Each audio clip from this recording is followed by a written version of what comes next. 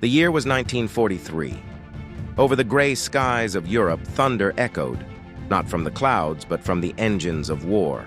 German pilots ruled those skies, flying their sleek Messerschmitt Bf-109s and Focke-Wulf 190s with arrogance and precision.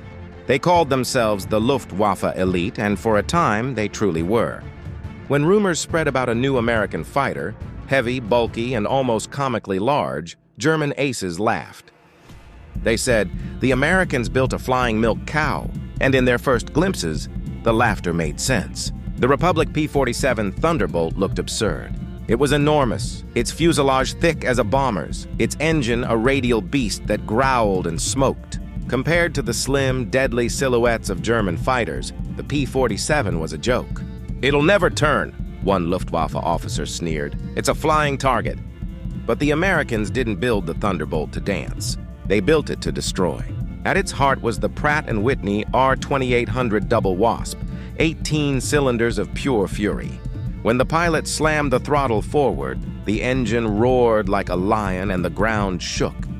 The P-47 could climb through flak, dive through hell, and still come out alive.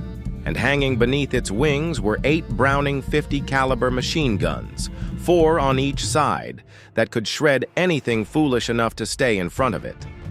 Still, early in 1943, the Thunderbolt was untested. It entered combat over Europe with the 56th Fighter Group, nicknamed the Zemke's Wolfpack, led by the fierce and brilliant Colonel Hubert Zemke. His men were eager but nervous. They knew the Luftwaffe had years of combat experience. The Germans had veterans from the Battle of Britain, from North Africa, from the Eastern Front. The Americans had new machines and young pilots. One cold morning over France, the first encounters began. German formations spotted the big silver P-47s climbing slowly below them. The Luftwaffe pounced. From above, the FW-190s dove like hawks. Their 20mm cannons spat fire, the sky filled with smoke and tracers. But something strange happened. The Thunderbolts didn't break apart. Shells tore holes in their wings, but the planes kept flying. One pilot, First Lieutenant Robert S. Johnson, was hit again and again. His canopy was shattered, his engine leaking oil, his control cables severed. Yet his P-47 refused to die. He later said, "It was like flying a piece of iron." Johnson's plane limped home with over 200 holes in its fuselage. Even the Germans watching him tried to finish him off, but the Thunderbolt held together until he landed safely back in England. That day, the laughter stopped. The Luftwaffe began to learn, painfully, that the P-47's bulk wasn't a flaw. It was armor. Its radial engine could take damage that would kill any inline engine fighter. It could dive at over 500 miles per hour, faster than any German aircraft could follow. And those 850 calibers? Together, they unleashed a hurricane of bullets, almost 100 rounds per second. When they hit, they tore fighters, trains, trucks, even tanks apart. One German pilot described facing it like this: "You see the flashes. Then your cockpit fills with sparks, and then nothing." By late 1943, the Thunderbolt had become the hammer of the Allied air campaign. It escorted bombers deep into enemy territory, where the Luftwaffe once hunted freely. American pilots learned to use their advantage, boom and zoom tactics. They'd dive from high altitude, hit hard, and climb away before the Germans could turn. The laughter turned to fear. Hubert Zemke and his wolf pack racked up staggering kill counts. Their motto became, "Don't turn, burn." In a few months, the 56th Fighter Group claimed over 600 enemy aircraft. Pilots like Gabreski, Schilling, and Johnson became legends. And whenever the Luftwaffe tried to regroup, the Thunderbolts dove down like falling anvils, guns blazing. Even the German aces began to respect them. Adolf Galland, one of the Luftwaffe's most experienced commanders, once admitted, "The Thunderbolt was a formidable opponent. We underestimated it at first and to our cost. But the Thunderbolt wasn't just a dogfighter. It was a beast on the ground, too." As the war turned against Germany, the P-47 found a new role: ground attack. Armed with bombs and rockets, it became a flying artillery piece. Villages trembled as they heard that deep, roaring engine overhead.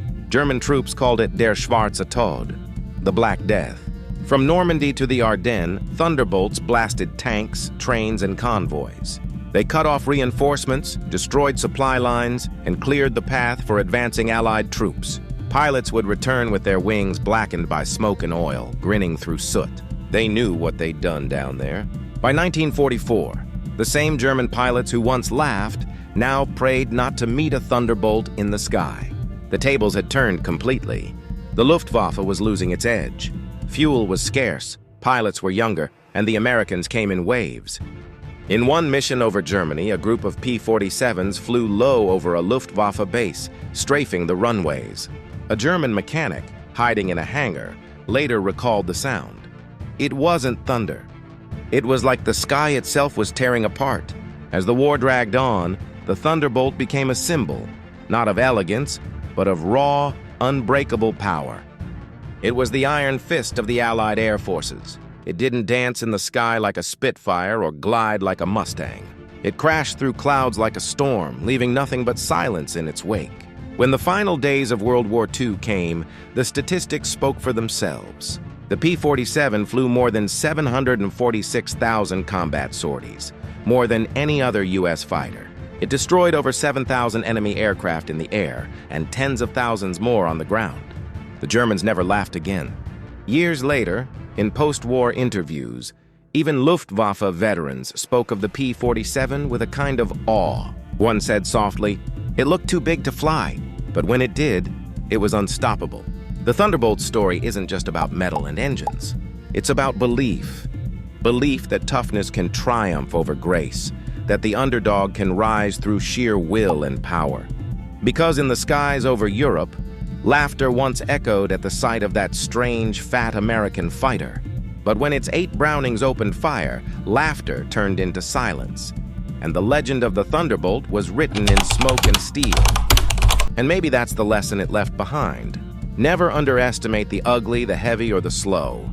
Because sometimes that's where the real thunder lives,